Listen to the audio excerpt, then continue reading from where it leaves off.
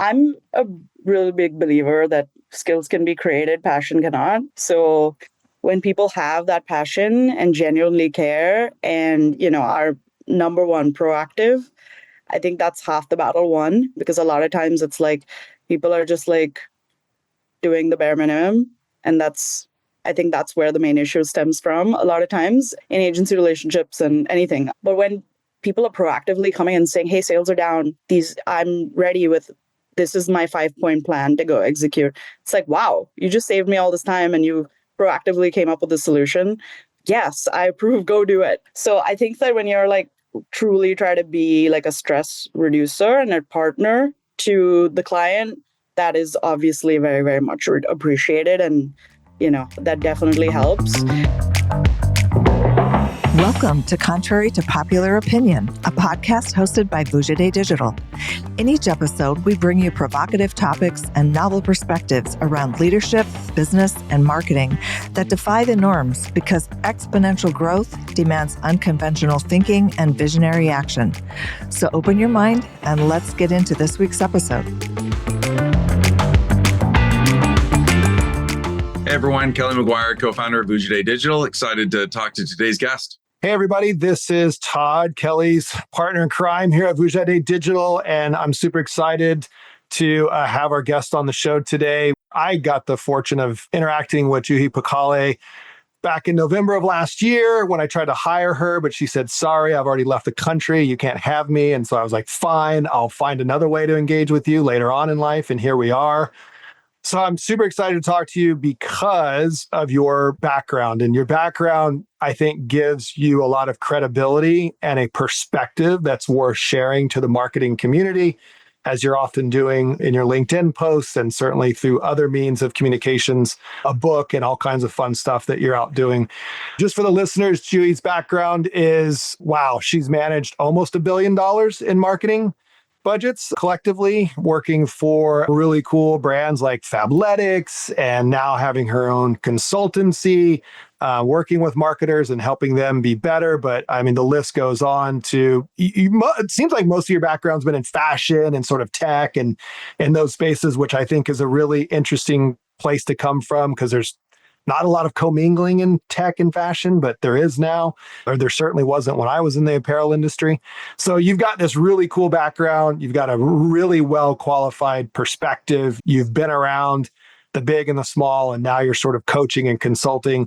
And so today we're going to unpack a series of topics. And as always, we're going to talk candidly, nothing to hide behind. And so let's get in. But if you'd like to jump in and just sort of expand on your background, where you come from and what you're doing now, a little bit to let us know where you're at, that would be great.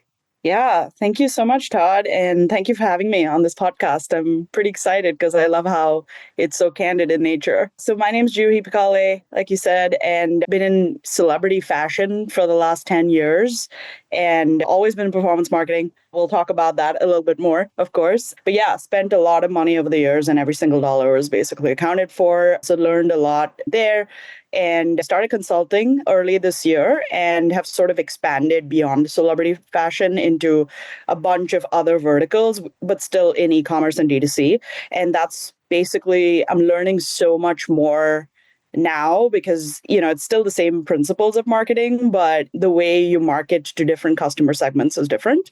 So that's been pretty interesting to me from what I'm learning this year. So yeah. Awesome. Well, you said the word performance marketing, and the company that Kelly and I have today, the original version of this company under a holding group was started back in 2015. And the word we were trying to describe what we do, and people were trying to describe what we do, and this idea of performance marketing came up. And I was like, okay, that sounds cool. Agencies are all about cool words, and the lexicon and jargon about what we do is sort of what agencies do. And I was like, that's kind of what we do. And it's dumb, but it's what we do. And then over the years, I keep hearing it and hearing it and hearing it. And now it's in every deck. It's on every website. It's everything that every agency is sort of touting as performance this, performance that. There's new roles in companies as performance marketing, D2C or whatever. You know a lot about this. I just laugh because, as I said to you earlier, I don't know when the idea of marketing spending money was never about performance. Maybe maybe the big agencies, the creatives, the David Ogilvy's, the copywriters, maybe at one point in time, they could have argued that advertising was more art than it is science, but it was still meant to get somebody to think about your product to eventually buy your product. But I'm curious from your perspective, your time in the business, did you see a moment where performance wasn't the jargon being used and all of a sudden performance came in, became the new jargon? And what was the catalyst to that, in your opinion? Yeah, I think a couple things. So, I mean, direct response advertising has existed for decades now. Like, before we had the Metas and Googles, there was like Yahoo and MSN, everything where everyone was doing PPC advertising and display ads. So it's existed, but I think the major catalyst that's resulted in this jargon is really the rise of D2C and e-commerce, because first of all, it gave birth to tons of digitally native brands. And it also gave rise to really great tracking. So you could go from the click directly to and tie it back to a conversion that was happening. So I really think that the rise of those businesses has given rise to some of these terms, and also the rise of Meta and Google have given rise to these terms. Before, I mean, and even if you look at the other side, like insurance businesses or offline retail businesses or anything that has a larger consideration window, it's not measurable right off of the click. So I think the difference between performance and non like brand advertising or whatever is just everything is still tied to sales, but in one side you just can't measure the immediate outcome. So I think that's how they're differentiating it. So I think that kind of dovetails into what I'm interested in exploring, right? So if we talk about performance marketing and the evolution of it and really where it is, I'd really like to hear from a CMO perspective in your experience, what the engagement with your agency relationships are and what the expectations are. So when you get into working with agency partners, everything from how do you select those partners to what are you actually looking for in an agency partner when you're putting what is a pretty important part of your business into the hands of an external resource. What are the most important things that you look for? I mean, Todd and I always debate about things like, there's capabilities and there's awards and there's processes and all these things. And, we have our point of view on what we push, but I'd really love to hear from your perspective. What do you gravitate towards and how do you pick between a lot of different agencies that kind of say a lot of the same thing? They have similar websites and things like that. Like, what stands out to you? What really breaks through the noise for you? Yeah, so my background is mainly with digitally native brands. So my perspective might be a little different than Fortune 500s. But in my experience, from what I've seen, typically a CMO comes in and, the reason why they bring a tenured CMO in is because they already have worked with people that they've vetted out and trusted. So most of the time, they're bringing an agency that they've already worked with and like. In the absence of that, for me personally, referrals are number one. Like I would probably go to other peers in other companies and see who they've vetted out, because I would trust their word, because there's just too many agencies out there now that you have to sort of go through RFP process, and you still can't trust everything just at face value. Second from that, I mean, pricing obviously is a big piece of it. But when we're looking at the pitch, it's like, who have they worked with? Are there similar size clients? Is it a similar industry? Do you have experience working in that? Do they have experience working in the market that we're sort of trying to target? What sort of services do they have? Media, creative, branding, affiliate. What other resources can they support with that are additional? Can they give us analytics? Can they give us measurement? Those obviously have some bonus points there. And then in terms of the audit and pitch, obviously we want them to always have them do something like that. So at least, because it's easy to show like case studies and things like that, but I think every business has custom challenges in a way and operates in a certain way. So it's like, can we get their POV on our business, instead of like a third party that may not be necessarily applicable? Another thing that's really important to me personally too is it just the leadership pitching, or are they going to introduce us to the team that's actually working on this? Because a lot of agencies just have the A-team pitch and then you're handed off to sort of a junior team, which is awful.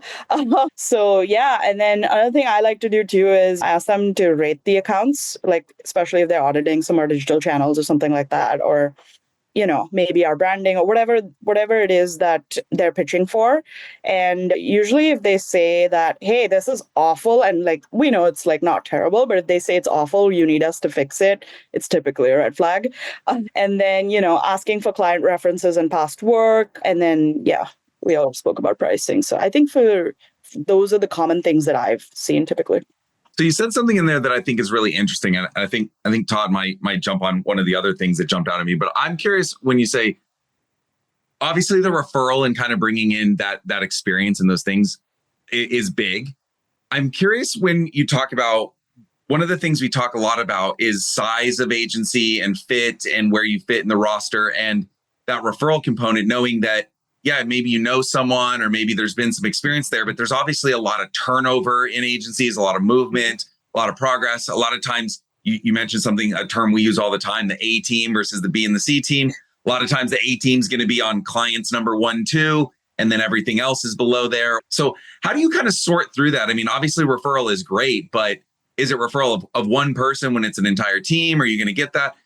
And the 1B to that question that we always talk about is, we always say one of the biggest risks with clients, even if you have a good relationship, is if they have CMO turnover. Todd likes to say it's 50-50 whether or not you keep that client. Because sometimes they just want to bring their own position in their own, you don't generally take in a role saying, hey, everything was great and I'm just going to keep going. You want to make your own stamp on it and go through that. So I'm curious as your thoughts around when you talk about referral, how do you look at the entire team and what you're actually going to get and where you look at in priority and all of that?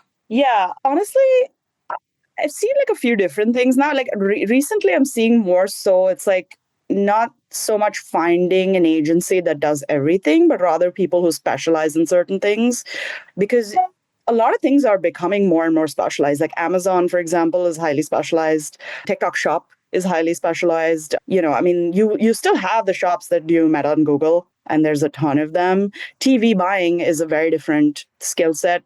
So I think it's become like more and more important now to get referrals for like these specialized agencies rather than just one. And that's kind of how you avoid these pitfalls too, because if you just put your eggs in just one basket, you're likely to suffer more. But I think I'm seeing more and more too is people are taking much longer with the RFP process. I think for the exact reason that you're describing. I typically like go quick because I'm just like, let's just get moving. But I am seeing that people are taking longer and longer. And I think that it's likely because they've changed so many agencies now and they are a little bit like fingers burnt. So they're just taking longer to make the decision. One of the things that we observe is that pricing can very much weigh a decision. And this is one of the areas where we get a little bit maybe controversial in our way of dialoguing about this, and that our belief is, and Kelly, you have a great way to describe this, but we feel like the hiring of a marketing services partner, whatever that is, it could be an email company or an SEO company or whatever it is, should be more like a job interview for that company, in the sense that if you're interviewing to hire the CMO and you whittle it down to 5 candidates, if I'm the hiring manager and I'm the CEO of the company and I'm looking at these 5 CMOs that I'm going to hire, I'm probably not just going to hire the cheapest one because they're the lowest salary. Personally, like I would probably hire a lawyer or want to pick a doctor, like my heart surgeon. I'm probably going to want to pick the one that I think's the very best. And if they're more expensive, I kind of don't care.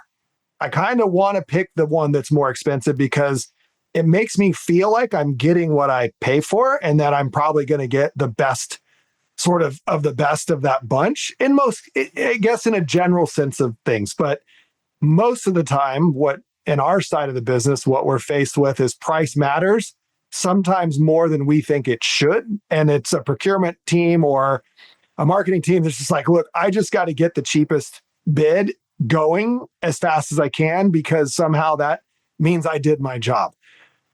I'm curious from your perspective, if you were CMO of a brand today and you had to hire an agency and you had 3 to 5 finals in the agency, how much would price really matter in the weighted scale of things to you personally? Do you believe in you get what you pay for, or do you believe in, if somebody's pricing, in this case, media, we'll say at 8%, but there's another agency that's double that at 15%.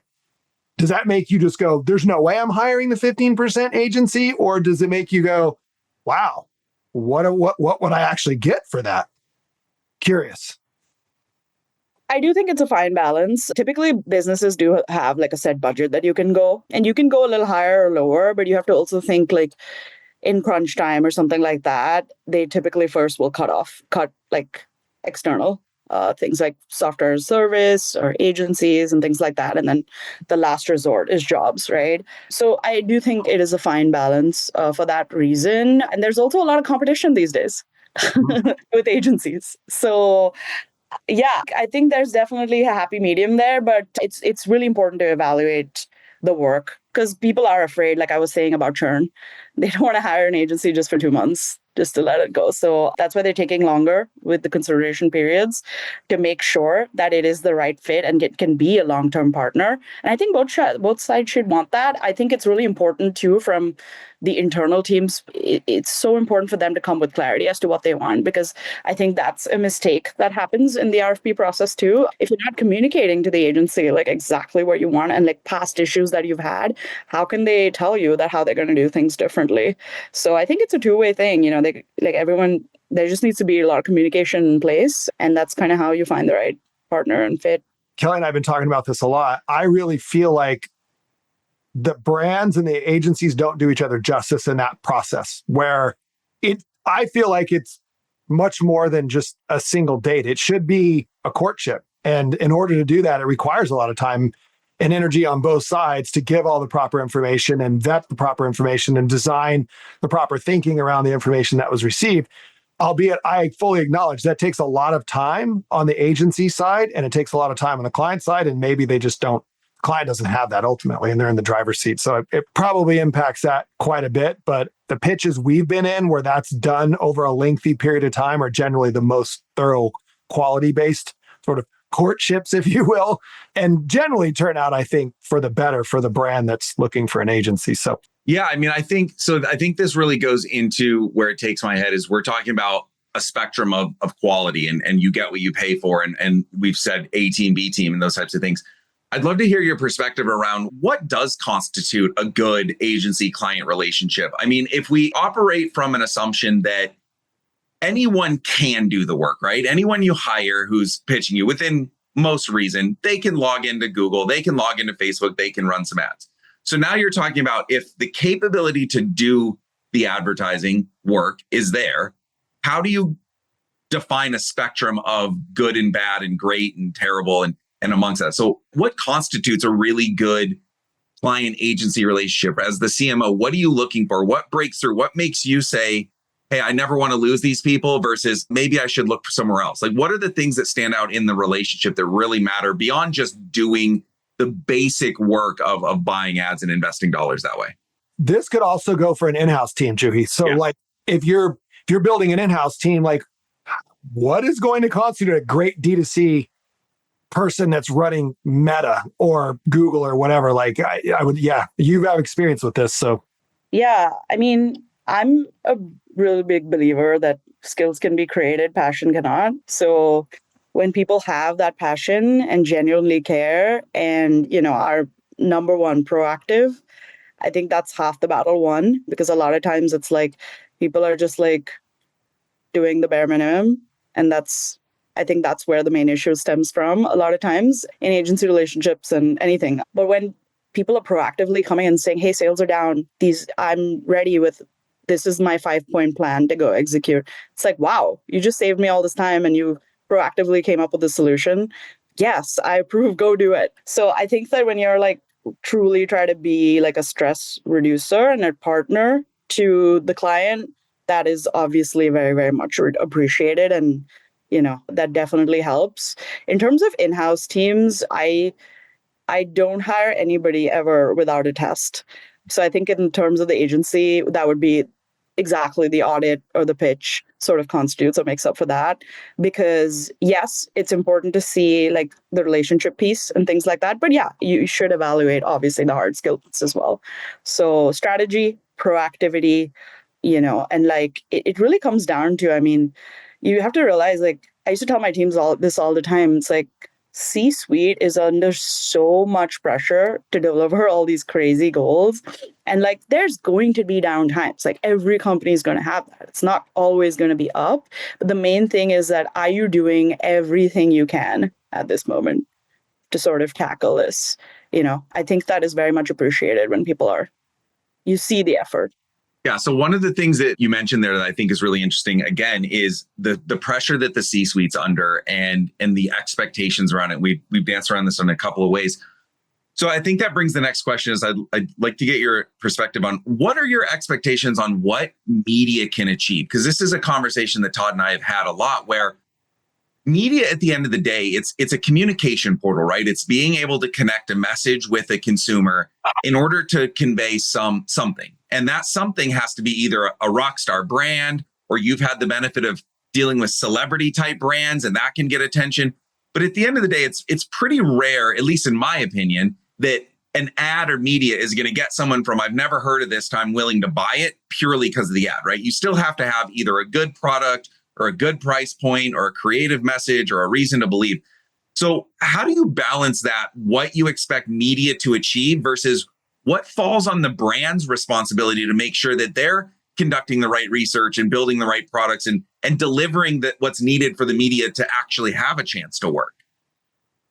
Yeah, it's 100% the whole company's responsibility ultimately. And I think that is being communicated a lot internally, at least the places I've been. It was always that mindset. So everyone is on deck. But I think also like the head of growth role is really evolving. It's like gone are the days where you're just in charge of Meta, Google affiliate, etc. Like, you have to be thinking bigger because you can't, we saw what happened with iOS 14.5. Like, you cannot be at the behest of a platform anymore.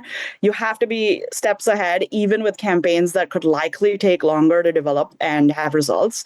But be proactive, do it now so that 3 months down the line, you're not panicking about results. You have something ready to go. I'll give you a case in point. Something that I was really paying attention to is viral campaigns. You've seen the impact of virality. I mean, if you have like a 2x return on Meta or 3x return, you have a viral moment and you're 5 to 10x. Even if it's going to last lower, a less amount of time, that's significantly higher, right? And viral moments, it's not easy to like manufacture something like that, but are you paying attention to the trends? Are you doing influencer, like TikTok affiliates has really, really changed the game. And now it's like pushing the influencer industry and stuff to also go on commission-based payouts and stuff, which they weren't ready to before. I think it's really, really important to pay attention of things outside of the platforms too now, because it's not just, I don't think you can just do your jobs with just these platforms. You have to do more. So I will expand a little bit on that. We have talked about a little bit in the beginning of this. Is there some bifurcation between brand and other advertising, right? Does brand still have a place on it unto in itself? Can you have somebody that's really focused on, it's part of what Kelly just said, we need to build a brand. We've had, for example, startups come to us who have a great product. Yeah. Or maybe I'll pick, for example, an e-bike company. Mm-hmm. Great, cool product. They want to immediately start advertising on Meta and Google. And our first question is, why would anyone want to buy your e-bike over the 20 other e-bike brands that are already out there who have put a bunch of money into building a brand, have a brand reputation, they have brand awareness, brand affinity, they have all these brand sort of values that they can lean in on. And then we get a company that goes, yeah, but we've got a really cool bike and our bike is better than theirs. So we just need to run ads and people will buy our bike. And our argument back to them is it's so much so now that when startup brands approach us, we're kind of the negative naysayers about what's reality, because most of them don't come in and go, we've got a bunch of money to build a brand. And then once we do that, we want to start performance. Have you seen sort of how brand and performance and growth work together? Do you see brand having to come well before and get some sort of a strong foothold before growth can be realistically expected in performance? What's your take between those two topics? No, I think they can operate simultaneously, but I do think it's important to have a brand because otherwise, I mean, what differentiates you than an Amazon copycat?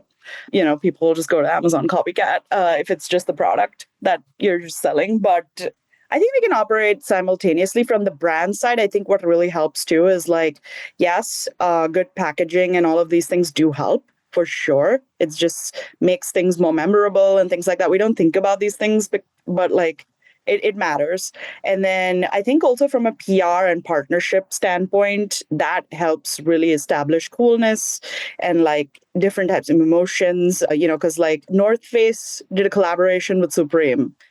It's Mhm. instantly elevated. Like Crocs has done a really, really solid job with collaborations all through the pandemic. Like they've done stuff with Justin Bieber, they've just done stuff with Bad Bunny, they've done stuff with even KFC. Like they've just taken these like tastemakers and just super relevant like pop culture references over the time and like done these collaborations, and that instantly became their advertising and made them cool.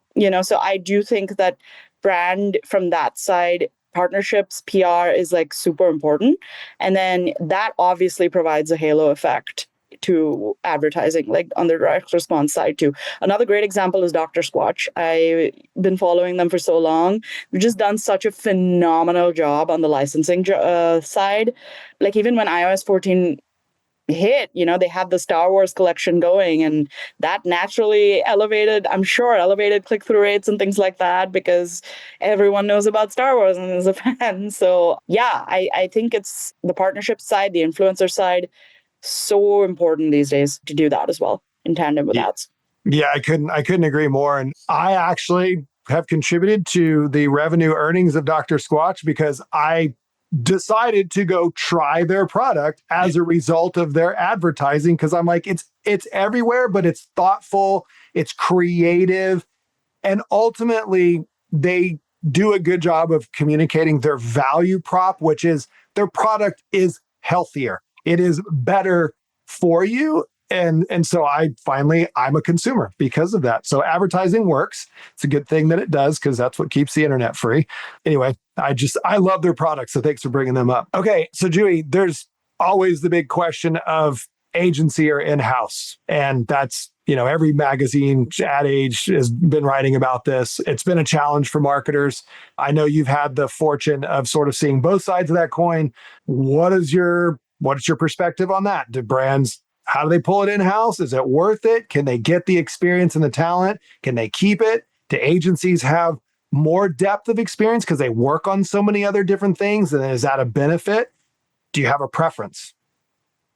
Yeah. So in my experience, it's different at different phases of the business. So if you're just starting out and have less capital, founder usually does most of it and then brings on from freelancers. If you're funded, you get an agency from day one, typically, because they're able to provide multiple resources, all the learnings from different clients and industries, like you said, and they're able to do the heavy lifting to get you to set up and figure out product market fit, which is usually what you're doing until you hit like at least $500,000 in media spend a month.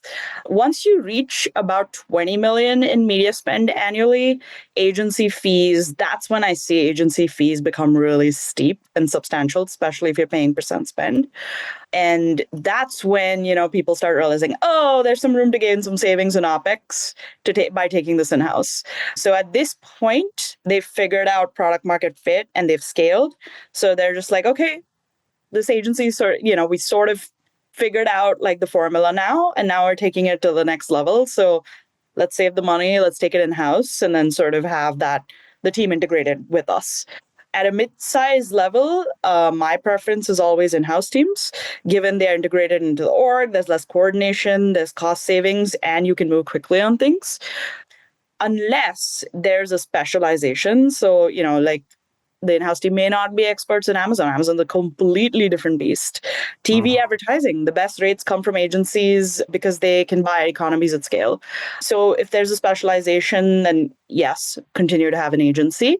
For larger businesses, though, I think they favor agencies like the Fortune thousands, Fortune 500s, also because their businesses span across geos. So it's a lot more coordination. Agencies also tend to have global teams and things like that.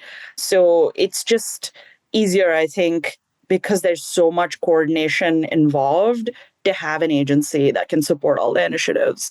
It can be a single agency or multiple. Like it could be a separate media agency globally or a creative agency globally. But I typically always see the bigger businesses have agencies.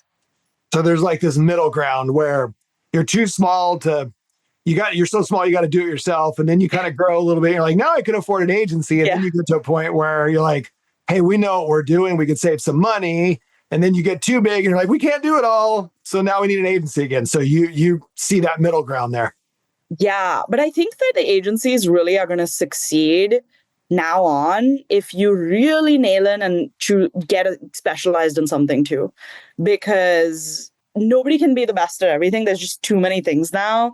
So if you are like the best at Amazon, people are going to come to you for Amazon because they likely don't have the experience to do that as good as you. So I do think that agencies should, yes, offer as many services, but also become an expert in at least one thing. Fair enough. Great opinion. So I think this is great. I mean, this leads me to what I think is my last big question. And Juhi, I love everything you said and your background. You've brought up a few really good points around iOS 14.5 and all these other things. And you've obviously seen an evolution from certain times of that. I'd really be curious as to what you've seen sort of change and evolve with these new consumers and younger generations and what it takes to get their attention and what it takes to get them to buy and sell. And I know I have a point of view on how it's changed and shifted, but I'd love to hear from your perspective, especially being with celebrity-based brands and the cool brands and things like that, what that means with whether it's influence or validation or breakthrough. How have you seen that evolve recently in terms of what it takes to actually break through and get attention and get action from consumers? Yeah, I mean, Gen Z is definitely more purpose driven. So that's something, for sure to keep in mind. Like, I remember like 10 years ago and stuff, people were talking about sustainable, but when you actually sold sustainable, why was it not a thing? Because like consumers weren't necessarily buying it because it was more expensive, but Gen Z is actually buying it and actually going out and they're saying that we care about sustainable. So now everyone's doing sustainable. I love that. I love that they're pushing the envelope and they're pushing for change. And it's inspiring like all the other generations too to go for it. So yeah, I think we're all still trying to understand how to market to them correctly, but it's important because it is a little different and it's different in a good way. And they are defining like what's cool essentially right now. Yep. Every generation did. I'm proud to say I'm Gen X, so I started it all. There was no Gen before us. All right, I have two last questions for you, and then we'll wrap up. AI. What are you seeing? What are your thoughts on how everything from the creative side of the Gen AI business to even more of the just science side of AI? Do you see it coming into the brand side operations of marketing, the agency side, just in general? What are you seeing with AI?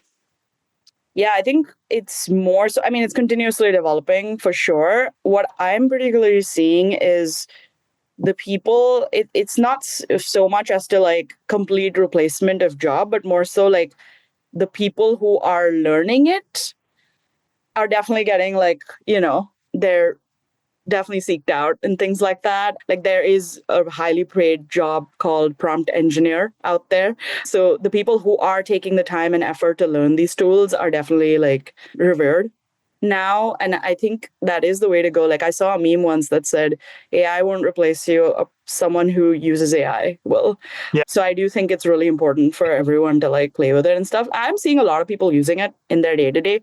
So that's a good thing. And I think it exists to help you. So why not use the tools at your disposal?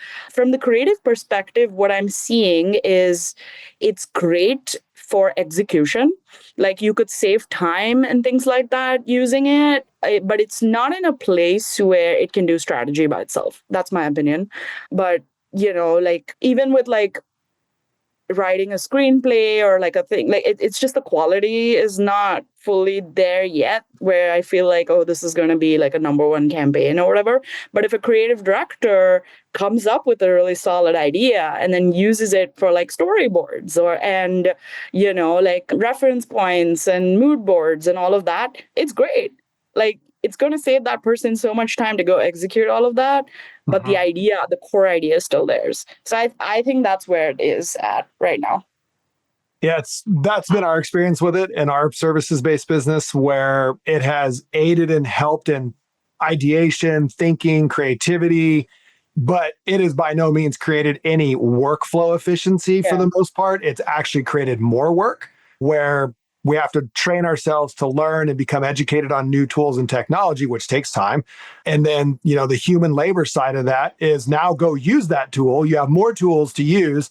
Now go use those tools, and that takes more time. And I'm hoping that the marketing industry doesn't feel like AI tech is going to just, like you said, cut people out or save so much time that you can create so much efficiency that people don't need to do certain things anymore. And therefore things should be cheaper or whatever. Because I think the technology is only going to be as good as the people using it, at least for now, for the near future. So I definitely agree with that perspective. One last enhancement, question. not replacement. Yeah, enhancement. Yeah, but I feel like it's also enabled a lot of people, to be honest. Like, this is completely outside of advertising. I'm just like the movie industry, right? Like, if you typically like wanted to make a sci-fi film in the past with VFX and everything, that's going to be like at least $50 million to produce. And all the people who can't break into Hollywood, that's like a complete pipe dream. Like, it's never going to happen, right? But now you have these tools like Runaway and Midjourney and stuff like that, where you have a core idea.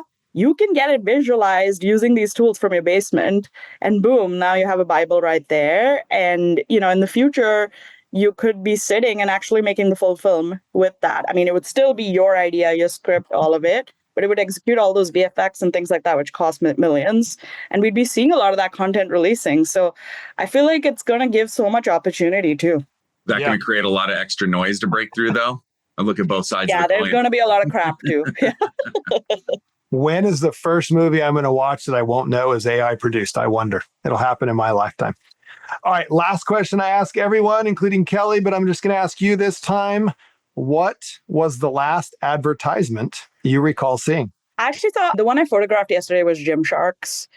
I just really like the campaign because they're making it super clear that they're for people who go to the gym. And I was like, that's great. I mean, you've specialized yourself. You've established you're for that segment, because it's easy to get lost, like you said, if you try to do everything. All right. Well, there we go. Thank you, Juhi. I am so happy you had some time to share your opinions with us today. Kelly and I always have a billion questions to ask people like you. So thanks for spending 45 minutes with us. Congrats on all your work and your world domination tour of marketing and coaching excellence with your consultancy. I know we'll see you continue to do amazing things. I'll keep following you on LinkedIn because I love your content. And thank you again for joining us. Thank you. Thank you so much. Thanks for listening to Contrary to Popular Opinion, where we challenge you to think independently, push the limits, and take uncommon action so you can achieve game-changing results in your business and your life. To stay up to date with our latest episodes, be sure to click the follow or subscribe button now. Thanks again for listening. See you next time.